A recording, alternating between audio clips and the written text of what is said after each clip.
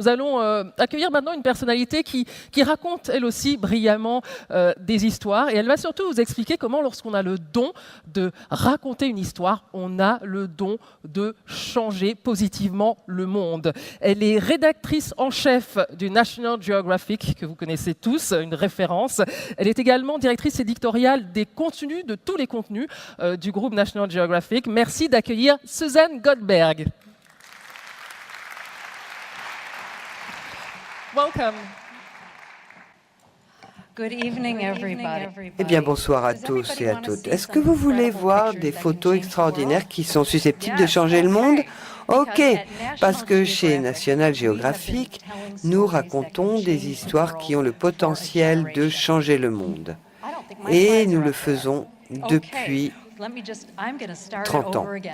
Donc, je suis Suzanne Goldberg, je suis rédacteur en chef de National Geographic et nous racontons des histoires qui sont susceptibles de changer le monde. Et c'est ce que nous faisons depuis des générations. 56 millions de personnes à travers le monde lisent le National Geographic. Mais aujourd'hui, qu'il s'agisse de fans sur des réseaux sociaux ou de spectateurs sur nos réseaux sociaux ou de lecteurs, nous atteignons 760 millions de personnes à travers le monde et leur racontons des histoires qu'ils n'oublieront jamais. Ce sont les histoires qui pourraient faire que demain sera meilleur qu'aujourd'hui. Cette petite bordure jaune qui définit notre magazine est devenue un portail qui ouvre le monde de différentes manières pour que les hommes et les femmes découvrent de nouvelles cultures, découvrent des innovations et des découvertes scientifiques qui font la différence. Ce que nous essayons de faire au National Geographic, c'est de raconter l'histoire de l'humanité, mais la raconter de très près, raconter des histoires qui vont faire la différence, raconter des histoires sur la santé de notre planète. Nous vous amenons vers des endroits où vous n'irez jamais par vous-même.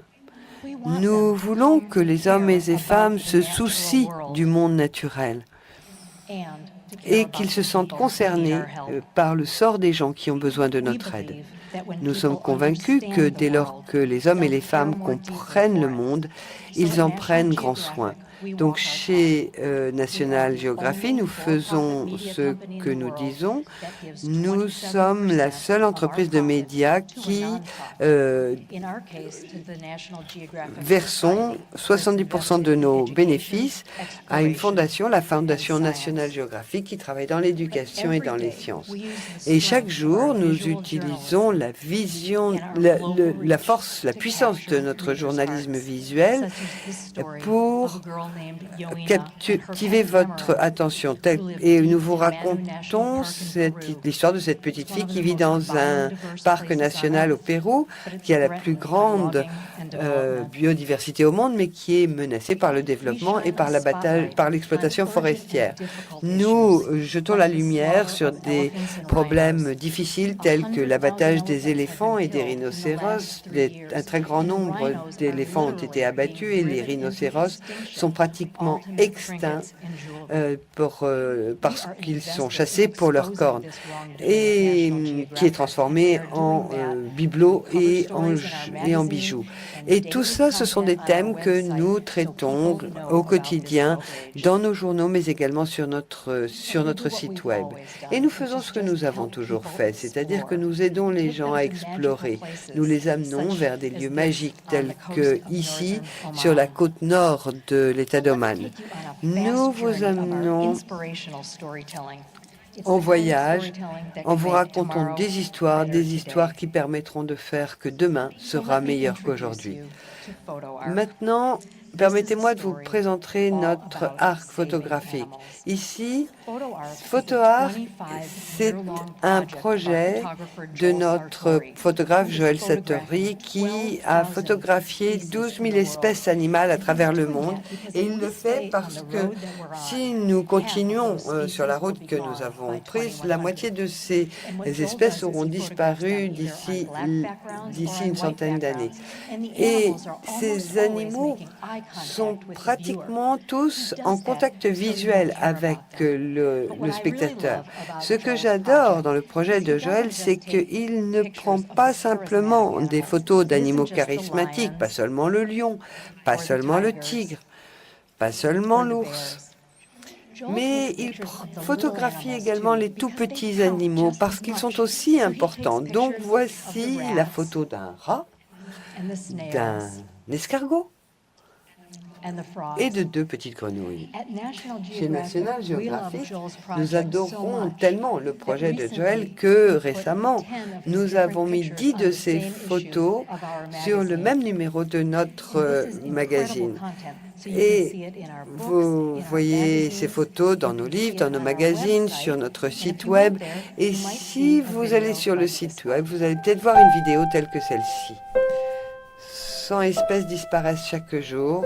Qui sait, peut-être serons-nous les prochains.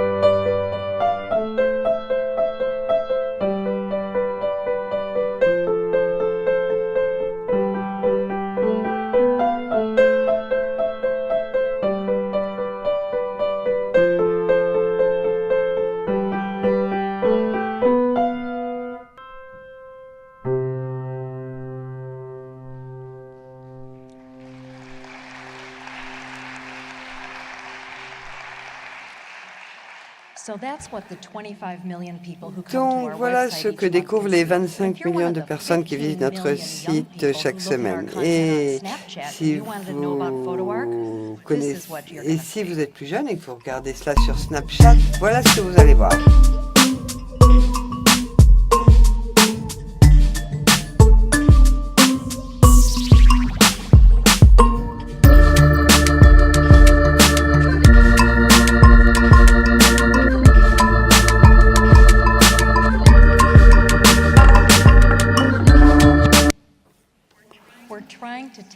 En fait, nous essayons de raconter ces histoires sur différentes personnes afin qu'elles puissent atteindre les publics visés. Et ce que nous dit Joël, c'est qu'il veut que les gens se sentent concernés, qu'ils tombent amoureux et qu'ensuite ils agissent.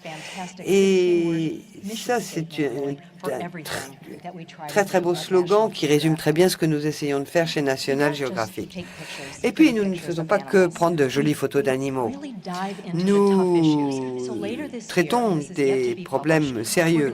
Et cette année, nous allons parler de l'Okavango. C'est un delta au Botswana qui est protégé et qui abrite des animaux extraordinaires, mais dont les bassins versants en Angola sont menacés par les activités humaines, la déforestation et le développement. C'est tout un écosystème qui est en jeu.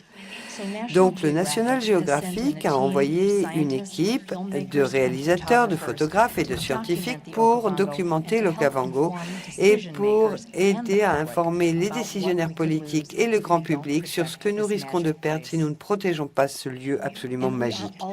Et nous racontons des histoires sur le changement climatique grâce à nos images très puissantes pour que les gens soient encouragés à lire une histoire qu'ils préféreraient éviter. Donc, nous essayons de faire en sorte qu'il leur soit impossible d'éviter. Il faut qu'ils se sentent concernés et qu'ils comprennent quels sont les enjeux. Et pour une histoire telle que le changement climatique, nous y avons consacré des numéros spéciaux. Nous en parlons constamment sur notre site web et tous les numéros du National Geographic, d'une manière ou d'une autre, traitent du changement climatique. Et puis raconter des histoires sur la culture et établir des passerelles entre ces cultures est au cœur de notre mission, et ce depuis 1988. Cette année, nous avons décidé de travailler sur la problématique des genres, et nous sommes allés partout dans le monde en parlant aux enfants pour leur demander « C'est quoi d'être un garçon dans ta culture? C'est quoi d'être une fille dans ta culture? Si tu étais un garçon ou si tu étais une fille, quelle serait ta vie ?» Et c'est en posant ces questions que nous avons rencontré Avery Jackson, une gamine de 9 ans, transgenre, de Kansas City, dans l'État du Missouri, qui fait la couverture du National Geographic. Et ceci parce que, d'abord, son portrait nous la montre si fière et si forte, mais parce qu'elle nous a dit quelque chose de très puissant sur le sexe et sur le genre. Elle nous a dit, le mieux quand on est une fille, c'est que maintenant, je n'ai pas à prétendre que je suis un garçon. Et j'aimerais vous dire que certains de nos lecteurs étaient très fâchés avec nous pour avoir publié cette photo en première page, et 10 000 d'entre eux ont même annulé leur abonnement au magazine. Ils ne pensaient pas que nous devrions aborder la culture humaine de cette manière. Et j'étais désolée qu'ils aient annulé leur abonnement. Mais par contre, nous avons su toucher tant d'autres lecteurs. 370 000 lecteurs partout dans le monde nous ont rejoints sur notre plateforme numérique pour lire sur ces problématiques de genre, et je pense que c'est là un résultat très important. Je suis très fière du narratif que nous avons développé dans ce numéro, non seulement parce que nous avons été finalistes pour le prix Pulitzer, qui était une première pour le National Geographic, mais j'étais encore plus fière parce que de nombreuses personnes sont venues me voir en me disant « Mettre cette gamine transgenre sur la couverture du National Geographic, ça nous a permis d'avoir une conversation que nous n'avions jamais pu aborder dans notre famille auparavant. Et pour moi, c'est cela le narratif qui compte. » Donc, alors que nous parcourions le monde en parlant à ces enfants, l'une des choses que nous avons apprises, que nous savions, mais nous l'avons cette fois-ci vraiment vécu, c'est de voir combien de filles ne parlent de genre que pour dire combien cela limite leur vie. Et là, ce sont des gamines de 9 ans qui viennent de partout dans le monde, et qu'elles soient riches ou pauvres, quelle que soit la langue qu'elles aient parlée, quel que soit le pays dont elles viennent, toutes nous ont dit comment leur sexe allait les empêcher de réaliser tous leurs rêves. Et ces gamines n'ont que 9 ans. Cela m'a véritablement fâchée, ça m'a brisé le cœur. Donc nous allons continuer à suivre cette histoire, et nous allons continuer à parler des vies des femmes et des jeunes filles, car il est impossible que ce monde devienne meilleur tant qu'il y aura une ségrégation des femmes et des jeunes filles.